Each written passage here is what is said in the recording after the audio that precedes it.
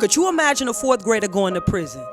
Well, statistics have been given, and 60% of inmates cannot read above a fourth grade level or write a letter. So if we're not fighting crime with literacy, then we're up a creek without a paddle. And I'm blue at the fact that you do not realize that Americans are spending less time reading, meaning we have civic, social, and economic problems that are exploding. I asked the team, when was the last time you were seen reading the book of his choice? He turned green, made me red.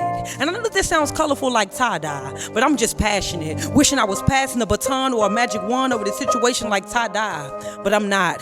I'm just an artist trying to paint a picture that screams it's not too late to educate. All we have to do is donate. Open up your eyes, read between the lines. What's for rights to read, and they can read alright. Bound by such a plight, praying that we see the light. And if we're ever gonna win the fight, literally we need literary now. Literally, we need literary now. What I'm saying is, if we want to make sure that we're academically or financially literate, then we have to make sure that we're not just living in this technological age to the point where it's creating a digital divide and negatively affecting our systems of education. Literally, we need literary now.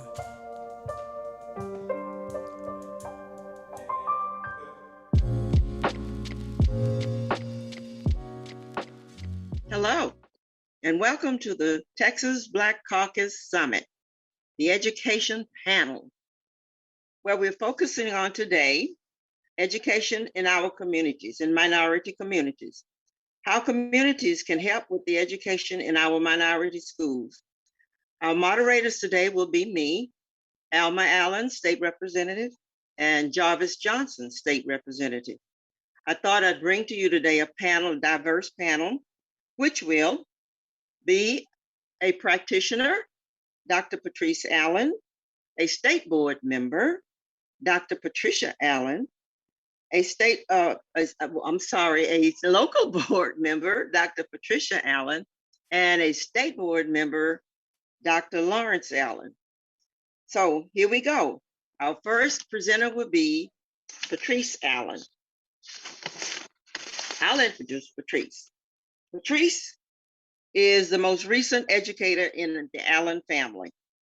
Dr. Allen is a 2008 graduate of Baylor University and subsequently earned a master's degree in 2013 from the University of Texas and a doctorate in 2017 from Prairie View A&M. She's presently assistant principal at Dee Middle School and a practitioner in the Houston Independent School District. Dr. Allen? Thank you for that introduction, Dr. Allen. First of all, I want to say greetings to everyone that's watching this. Thank you for all members of the 87th legislative session for inviting me to this today to discuss something that's very dear to my heart, which is education, and something very prevalent, which is the digital divide. So living in this pandemic, that is a very new term for those of us in this generation. Being an educator, we've learned to channel our thoughts in a different, unpredicted lens. What we once knew of pedagogy and content no longer exists. So I want to first begin with commending all educators, all parents, and all students for handling this time with resiliency and for the authentic engagement that we've experienced in our communities with assisting students to continue with their education in this trying time. So just a little bit about me. I served at Wheatley High School for 7 years as an English instructor. And it was there at Wheatley that I learned my purpose. It was a passion that I developed for students that showed up to me through matriculation through a feeder pattern with some severe academic gaps. And while people associated those academic gaps with the socioeconomic status of those students, taking part in learning these students and learning their lives, you see that these academic gaps are unwanted and unwarranted. And so, educator and keeping the curriculum in mind, there was no room for phonemic awareness or for reading comprehension practice outside of designated TEKS in the English curriculum for a 9th and 10th grader. So there became instances where I would actually have to work with students on their reading capabilities at their levels. And this was at a time before my district does an awesome job of recognizing reading deficits and supporting reading deficits. And our district, which I'm in Houston Independent School District, is doing a phenomenal job with supporting a multitude of schools that now see that as an issue. And I'll get to how that academic gap is related to the digital divide. So serving at DD Middle School, again, Wheatley High School is 50% Hispanic, 50% African-American. DD Middle School is about 98% Hispanic. And within those 98% of our Hispanic Hornets, 33% of them are what you would call an English learner. So to capitalize for academic gaps, socioeconomic issues, now you have a language barrier. So finding passion and purpose in supporting these students in a world unknown to me makes this more critical as they are suffering or those that are thriving through a digital apparatus. So one thing that my district has done to close this digital divide is close it in the essence of access. I think when people hear digital divide, they once believed that it dealt with the monetary value of it. And what I'm trying to say is that children didn't have access to technology. Children didn't have Wi-Fi at home. So how can they become model citizens in a world that is going so toward technology? So what our district did is they took the challenge and they accepted it. Every child in the district has a computer and every child has Wi-Fi. I know for sure at my campus, every child has a device. There's no excuse in that. So that aspect of the digital divide, this pandemic brought that blessing about because it forced people to say that can no longer be an issue. We have to make sure that they have technology. But something that we forget, which is a gap in generation understanding, is that the digital divide also deals with usage. And there's a lot of people that think just because this generation is tech savvy that they're tech literate. That's not the case. Or the fact that they are now have access to computers, that now their academic gaps will be delineated, and that's not the case. So what I want to use that point is to point out to how can the community, and what I mean by community is parents, students, educators, community members, all stakeholders, how do we support our students and continuing to bridge that gap of usage in the digital divide? And there's 4 commitments that I would love for everybody to make today. And the first one is to be aware. Not to be informed, that's number 2, but to be aware, be in the know what's going on with your child daily, know what's going on with the school, your community in the school, not be on the reputation, but have a conversation with the people in the work, in the building about what's necessary. Don't make an assumption on what you think the school needs. No one can tell you best what they need than a child and a person educating that child. So have those conversations so that you can be aware and have a lens to make great decisions on how you can support the school. Number 2, be informed. It's no longer an excuse about, I don't know. Websites are updated daily because of this new tech world that we live in. There's even apps. In HISD, we use PowerSchool. PowerSchool has 2 options for parents or anybody that needs to know information. They'll email you the information or they can send you a text notification. So I get my children's grades sent to me whenever they drop below a threshold. There's no excuse. I'm continually looking for information to know how my son's and daughter's school is performing and other schools in the district, so that when it's time to make a transition to that secondary level, that I'm making an educated decision. In terms of technology, his teachers do a great job of communicating with me and all parents through another technology system. So for all stakeholders, be informed in the best way that it's for you to be informed. It may not be through email, it may be a text message. Well, now we have those systems in place. And we've run into issues in socioeconomic communities where people may not have a phone on for a long period of time. As a parent, as a stakeholder, you need to have open communication with a school. If your number changes, if anything changes, it's not an embarrassment, but it's very necessary. No one wants to be boggled down with calls, but say something happens to your child or say something happens to your local school, you need to know. That's what that's for. The third commitment is to be empathetic.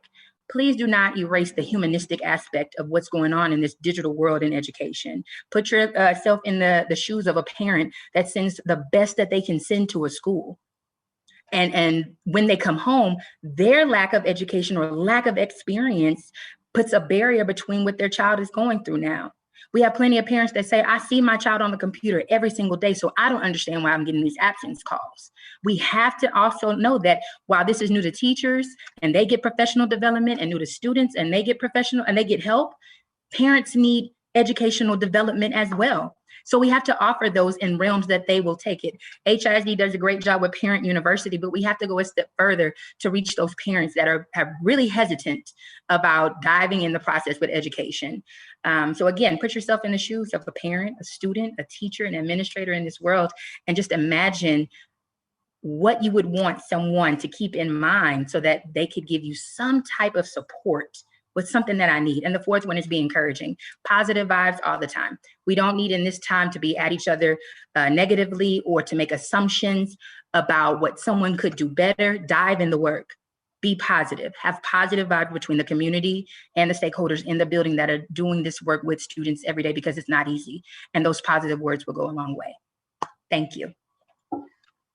And now I'm here to introduce Madam President of the Houston Independent School District. Her name is Dr. Patricia Allen, very similar to mine because she is my aunt. So Dr. Patricia Allen is a third-generation career educator who retired in 2015 after working for HISD for 35 years, most recently as principal of McGregor Elementary School. Under her guidance, the school earned a Met Standard rating from the state and 5 of 6 state distinctions. Previously, she worked in the district as a magnet coordinator, teacher trainer, and classroom teacher at McGregor, Thompson, and Lockhart Elementary Schools. As business liaison at McGregor Elementary School, Dr. Allen began and fostered relationships with the Houston Rockets, PricewaterhouseCoopers, the Judson Robinson Community Center, First Presbyterian Church, St. Paul's Church, First Unitarian Universalist Church, Alpha Phi Alpha Fraternity, Big Brothers and Sisters, and the Recipe for Success. Dr. Allen is a graduate of Madison High School. She went on to earn her Bachelor of Science in Elementary Education from the University of Houston, as well as her master's degree in education and doctorate in curriculum and instruction. Ladies and gentlemen, I give you my aunt, Dr. Patricia Allen. Thank you. Thank you very much, niece, Dr. Patrice Allen. My discussion is going to be on volunteering and the community and what they can do to assist the schools. Starting in the school district of the community for 131, Representative Allen, and 139, Representative Johnson. They're both located in Houston Independent School District. And one of the things for volunteers in HISD is that you have to register with the VIPS program, and VIPS stands for Volunteers in Public Schools. Once you register with the VIPS program, you will have a background check done. You have to authorize them to do the background check, but you must have a passing background check to become a volunteer in the school district. The first thing about the volunteers in the school district is twofold. There is the school half, and then there is the group coordinator, and even an individual if not. But the school portion, the school would have to determine which students need a volunteer, which students have a need, and determine what that need is for the volunteer, whether it's academic need or a mentor. But as my niece was saying, we had a lot of volunteers at the elementary school where I was, and they came in different types of groups. You have groups that, like Theater Under Stars was at our school. They helped with the plays and productions that the students put on, and they had volunteers to come over and assist with the acting for the students. We had students besides that, we had music volunteers that would come over, musicians that understood music and wanted to help children practice because it was a music magnet. They came over on their own, not being with the group. We had First Presbyterian Church that sent a group of members. Those members would get together and they had a coordinator for the group, and each one of the coordinators collaborated with the coordinator from the school. And once they collaborated with the coordinator from the school, they needed to find out, and any group of volunteers needs to find out what their talent is for volunteering. Not everyone wants to be an academic volunteer. Sometimes if you have single female parent homes and they need a male mentor, all they need is the male to come over and talk with the students so that the students can have a person to look up to, a person that they see that's not in their home, someone to talk to. They have volunteers from Big Brothers Big Sisters if you want to join that group, if you don't have a church group that you want to join. There are organizations that are looking for volunteers all the time. Sometimes we have Rotary clubs that have their educational division in there, and they at McGregor they participated with the reading rewards for those students that did that. We also had a group that gave a monetary donation to the school. They gave $2,000 to use any way that the school wanted to use, and it's usually very difficult for the budget to be used in a school for anything you want to. So when someone gave our school $2,000 and said you can use it for anything you want to, we use that for incentives to make sure that children were motivated to take their tests. Particularly at our school, you were invited to a pool party. And you can't actually do it for just passing the test. You have to do a commended or above average on the test to be recognized like that. There are other activities that have to also be done on the school side. So the school has to make sure that they have a plan for the volunteers, because no volunteer wants to come over to a school and sit and watch and not have anything to do. They don't want to waste their time, just like you don't want to waste your time. So you need to have a plan and to do something for the particular volunteers. So the school needs to be prepared and the volunteers need to be prepared. You can volunteer for a full classroom. You can volunteer for an individual. Whatever talent that you have that you want to share with the district, determine what's best for you and do that. Thank you. Now let me introduce another member of the Allen family, my brother. Lawrence Alvin Allen Jr. is a third-generation educator. He was elected to the State Board of Education in 2004 and continues to serve after 16 years. He holds the same seat in District 4 that was occupied by our mother, Alma Allen. He is currently Vice Chair of the Committee on School Finance, Permanent School Fund, that oversees the nation's largest educational endowment. Mr. Allen retired from the Houston Independent School District, also with 35 years of service. He was a teacher, assistant principal, director of special projects during his tenure. I proudly introduce to you my brother, Mr. Lawrence Alvin Allen Jr. How can one say thank you for that introduction when your big sister is leading you into the next phase of the program? I certainly want to say thank you to my mother for the invitation to be a part of this today, and I'm elated to see my daughter in her exegesis of what we need to do to make sure we stay connected with schools.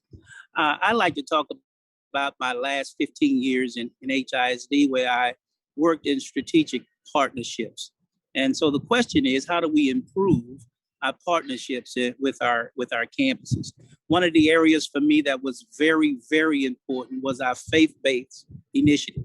And how do we actually get our churches to adopt or to participate in the educational process? Taking the bottom line, academic achievement. There's always a goal by the districts or districts in our area to make sure that our students are improving what we call one grade level per year. And research says where there is an active adult in a child's life, academic improvements normally occur. And so there is a desire for every child to have a mentor in their life. I'm thinking back right now to when my son was attending the school where my sister was principal, and she assigned my son a mentor. And I was livid with her. I thought this was something that was saying, you're not a good father. I'm wondering why my son would need a mentor when he has the best father on the planet Earth. I don't know. But what I came to understand after talking with the mentor is that there were conversations that my son would have with my mentor that he was not having with his father. So it's not an economic situation. It's not an ability to provide the comforts of life. Sometimes a mentor can be in that soft space and help you to navigate some critical issues that may be going on with your child. And that is a blockage for educational growth, where you cannot actually get your feelings out because you may have a reverence or a fear, because you are also the disciplinarian in your home. And so sometimes you don't get all the information. So if I didn't say thank you for that assignment, big sister, I'm saying it right now.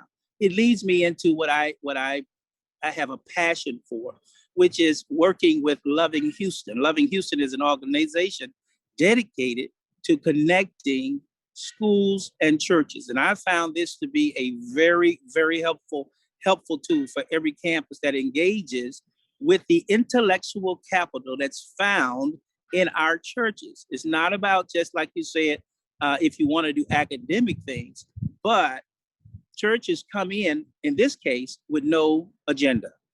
No agenda. We actually come in with bodies, individuals who are willing to do that which the campus says that they need. Sometimes it's not with the children in that blockage. Sometimes it's just letting the teachers know how much you appreciate them. So we have some churches that are dedicated to being pen pals with our teachers, and they give soft notes of appreciation on a annual basis to remind the teachers we're here for you. Some of our churches come in on special occasions to provide a lunch or provide something that will say to the adults in the building, we recognize the difficulty that you face every day, but we want you to know that we're in this with you together. And so that leads me to the concept of how do we improve what we've already had. We have what's called pre-pandemic, and now we're facing post-pandemic.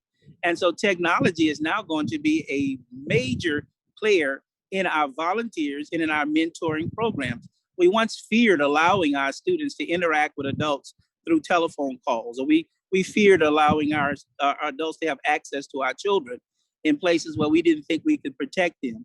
But with these types of technologies, we believe we can bring students into a space where there might be an adult, the mentor, and others to be able to engage on a much more frequent basis. We know we want to get back to some face-to-face things where we actually meet, but now that 30-mile commute, that 25-mile commute, having to leave work in order to come over and meet with my student once a week, that can change now once the relationship is established and we're using the technology on the campus to interact with mentors on a much more frequent basis. I think the fear of engaging in this kind of two-way communication is giving us an opportunity like never before. That was one of the things I think principals were livid with, is scheduling the visitations and being able to pull students out of class and pull them out of academic situations, when now a person can remain in their office and a student can go into a lab and have an opportunity to engage in a conversation with their mentor that's going to help them fulfill some of their obligations on campus. That was a critical one. And I think that power is found in our faith-based institutions. And when I say faith-based institutions, that's not always a church. That's not always a mosque. That's not always a synagogue.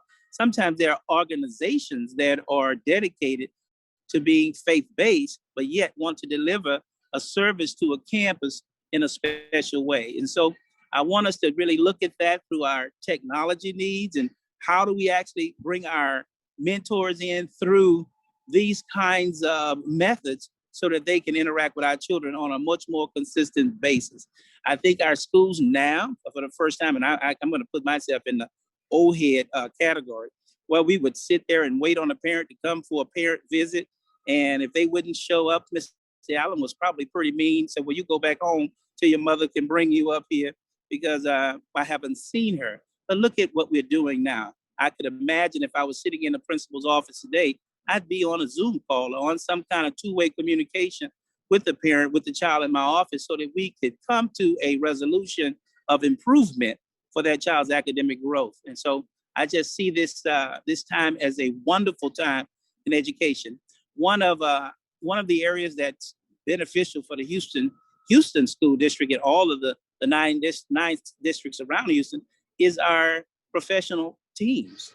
Our professional teams do a wonderful job of getting involved in our campuses, whether it be library improvements or beautification activities. Our companies in Houston, I can go on and on talking about the various companies that seek to engage, but they always have that question that says, what is it that you need?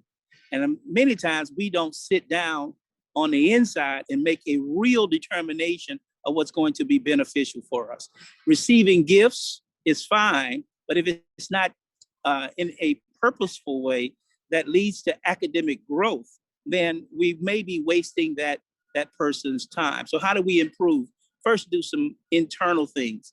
Make sure that we are sitting down in our respective groups and mapping out our plan for success, so that when we are invited into the conversation about a volunteer opportunity or a company coming in, that we can say to them that this is a useful thing and that this is how it's going to affect our children in our academic pursuits.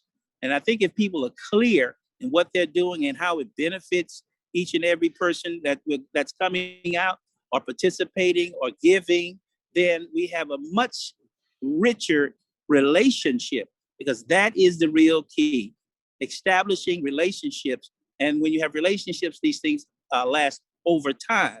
So when a child comes into an elementary campus, probably in the first grade or in the kindergarten, you like to have some relationships that last the entire time while they're on that elementary campus. And also on the middle school campus for 3 years.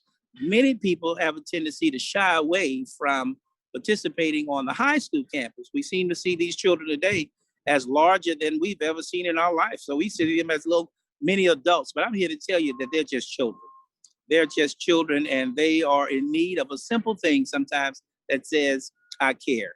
Somebody that simply will say, I truly care. And if that occurs, I believe we have a bottom line academic growth, because I live by the philosophy that children actually work for you.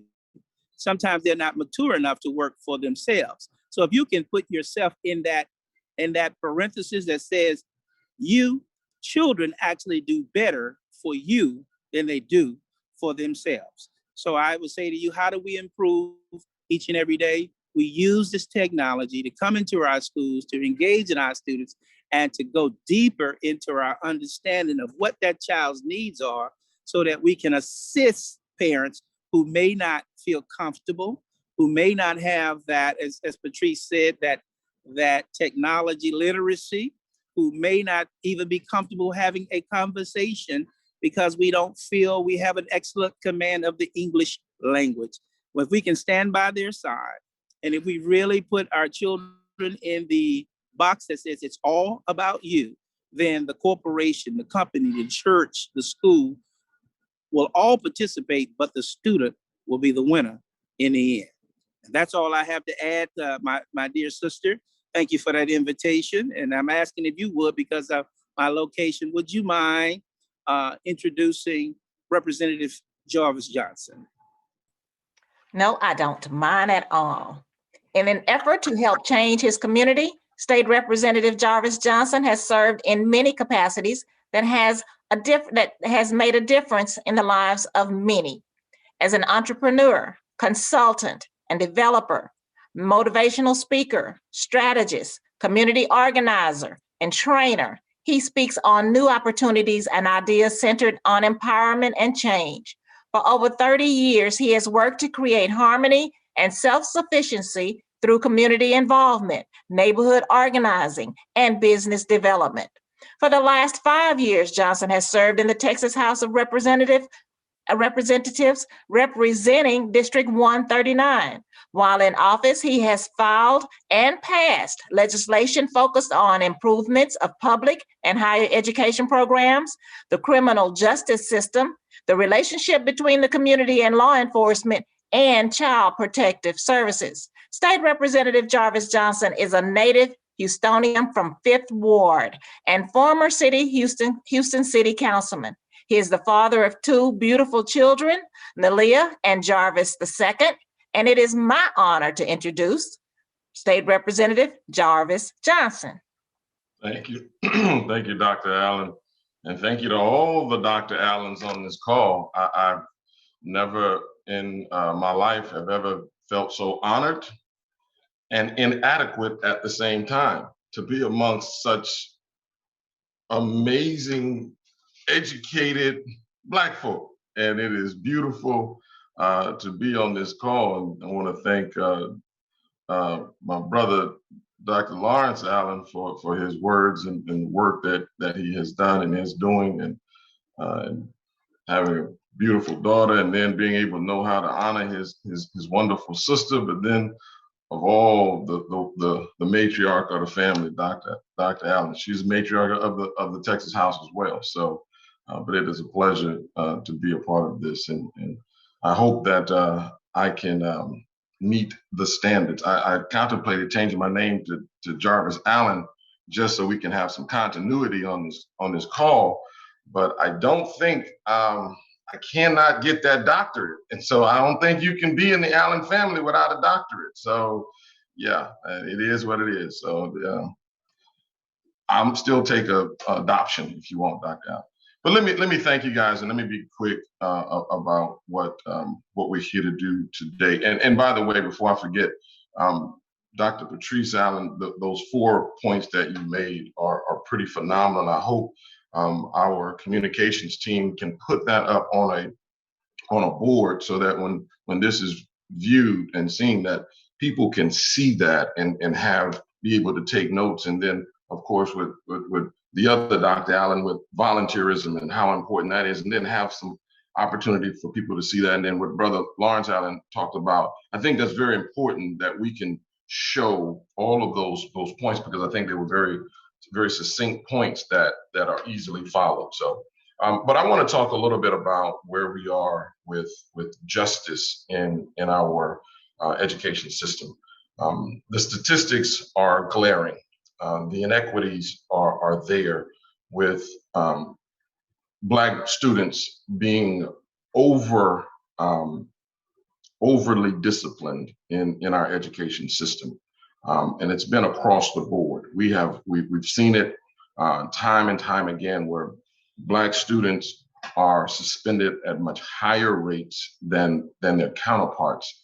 And I oftentimes analogize that to where we are in America today. And I think we have an imagery problem. Our boys, just like our men, have an imagery problem in America when it comes to who they are and what their capabilities are.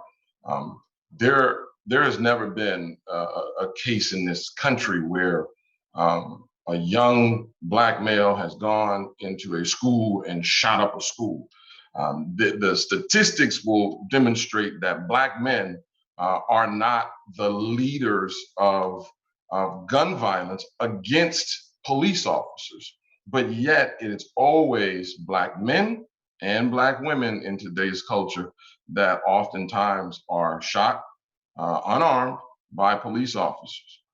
Yet we have seen time and time again where a white person can walk down the street with a gun and is not feared. And matter of fact, just simply says they're exercising their constitutional right. We've seen where, there have been cases like the case in Plano, Texas, here recently with the young man, Samarian Humphrey, that was literally bullied at a sleepover. And unfortunately, the school district, the DA, and the police all surmised it to simply being boys just being boys. If you haven't heard the case, this is a young man who was bullied. He was at a sleepover, was forced to drink urine, had BB guns shot at him, was called the N-word, was punched, kicked, and they all surmised that to simply be, oh, that's just boys being boys. But oftentimes will say, had the roles been reversed, would that have been bullying or would that have been a criminal act?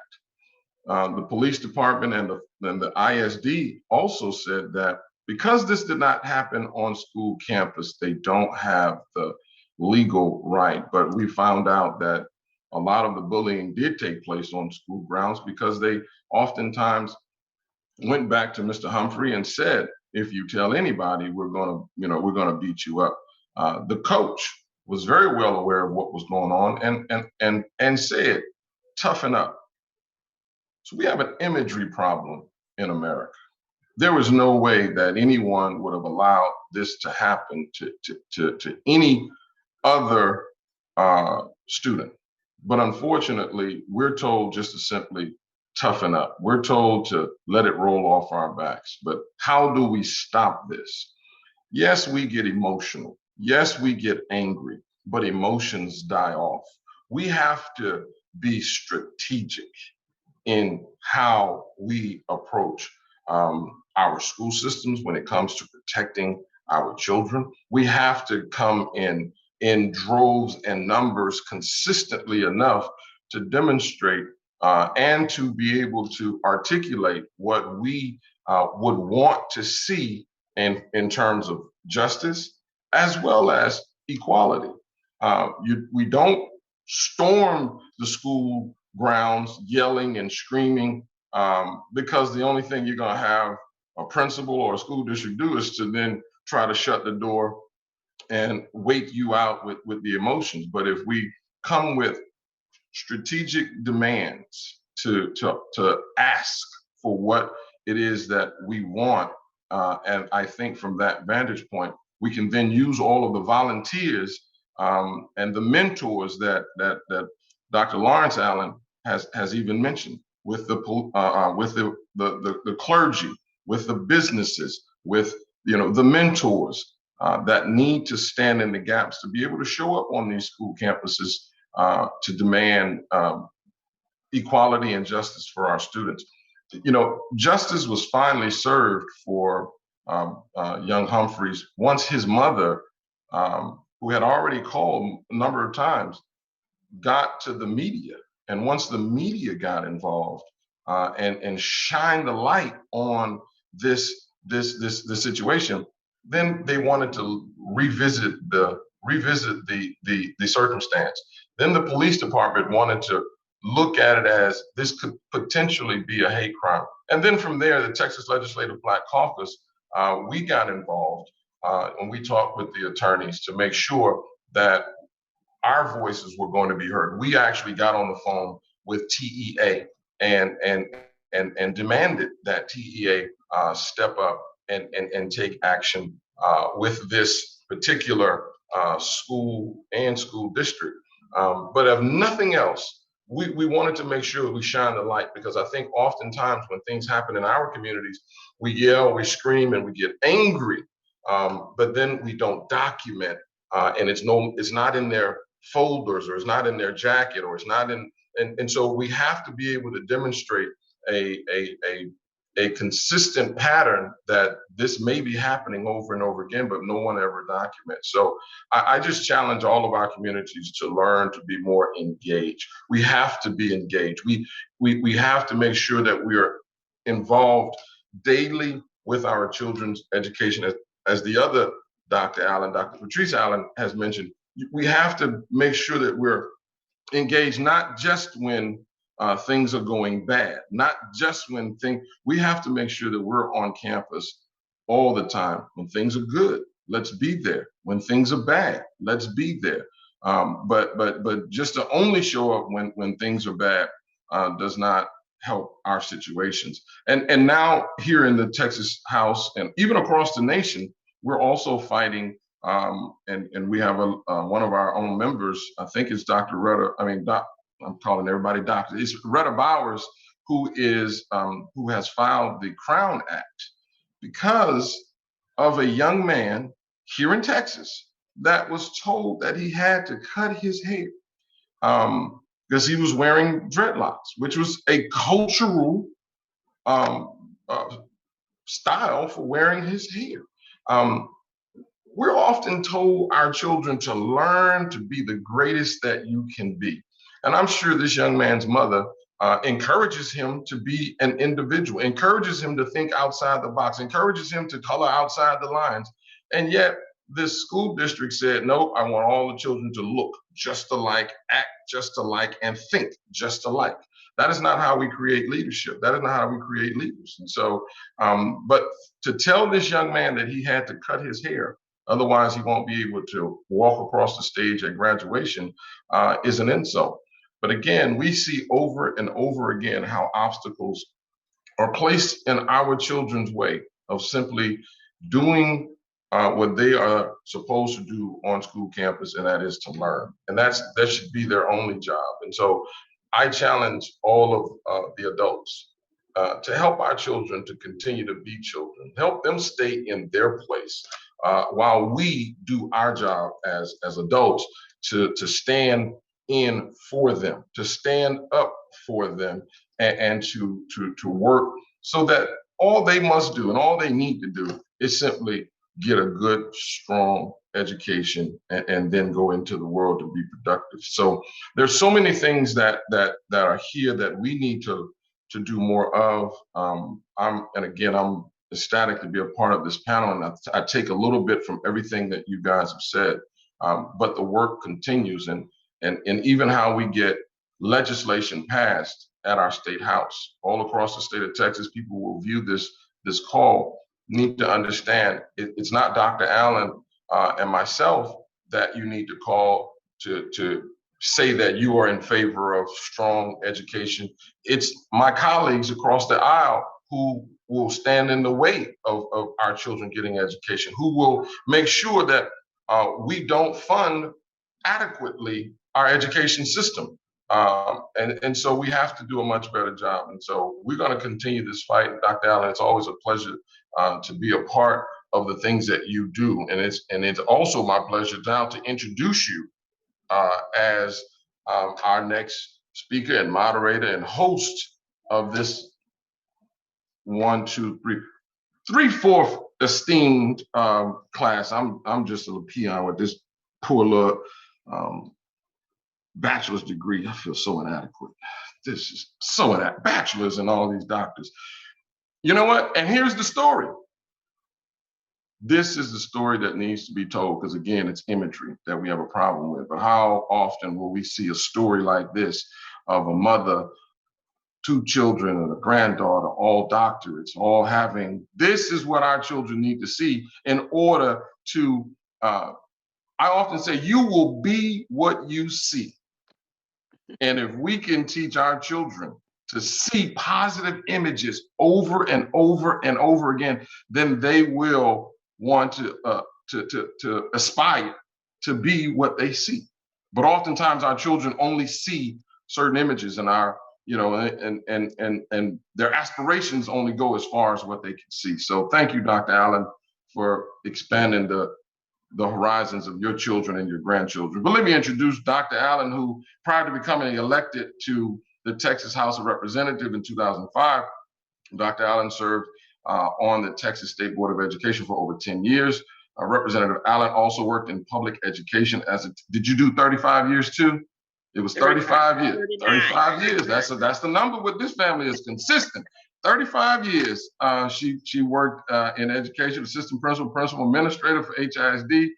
She currently serves as the vice chair of the House Committee on Corrections, as well as a member of the House Committee on Public Education and the Committee on Resource of Calendars. Additionally, Representative Allen serves as the chair of the House Research Organization, as well as being the matriarch. Not the dean, that's Ms. T, but you are the matriarch of this House of Representatives. I give to you, Dr. Alma Allen. Oh, thank you, Joyce. Thank you. And I want to say thank you to Dr. Patricia Allen, Dr. Patrice Allen, and Lawrence Allen. Thank you not only for your wisdom and your knowledge, but thank you for making me very, very proud. We have almost come to the end of this session. It has been productive as far as I'm concerned. I know that everybody has an opinion about education because everybody went to school with educators. And so, and I have, but the most important educator out there is the parent of the children. And so I'm going to give each one of the panelists to make one statement about what parents can do. Just make one statement before we close it all out. And I'm going to start with Dr. Patricia Allen. One statement parents can do. Parents can be visible. Even if you get out of the car once you take your child to school and help to greet the other students as they come in, parents can be visible. It makes a difference. Thank you. Dr. Patrice Allen. Parents can be involved in the daily interaction. Ask your child a question every day. This one question: how was your day? That's right. Lawrence, if you're still there, Lawrence. Yes, I am. Parents can be encouraging, always starting off with something nice every day, something nice to say, encouraging. That's right. That's very, very right, all of you. And Jarvis, would you like to have one last statement as to what parents can do? Yes, ma'am. Love your children with every ounce of your soul. Just stop liking them. We like our children too much. And when you like them, then you want to please them. And they say, oh, I want this and I want that. No, no, no. You earn this and you earn that. Love is what you need. Like is what you want. And we got to stop liking our children, because Dr. Allen, you did not like these children of yours. And I know you didn't, because you made them do things that they did not want to do. See, our parents these days want to make sure our kids get the Fruity Pebbles, and no, I got cornflakes. That's it. That's all. My mother and father gave me what they could give me. Today, boy, we go out of our way to give our children what they like and what they want. Children got choices, the ones we give them. Love them. Stop liking them. And with that profound statement, I'm going to bring this summit meeting, education meeting, to a close. And it's been nice being with you. And I invite you all to come down to the Capitol, but most of all, come in for a visit and learn. But when you come to the Capitol, come and learn something. Don't just come to have lunch. Come and learn.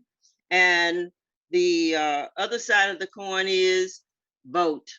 It's important that you, as a well-rounded citizen, that you vote, that you participate in the election process. And I can tell you on election night what bills are going to pass. So if you don't vote, makes a difference. Thank you very, very much. And thank you, panelists. Thank you for participating.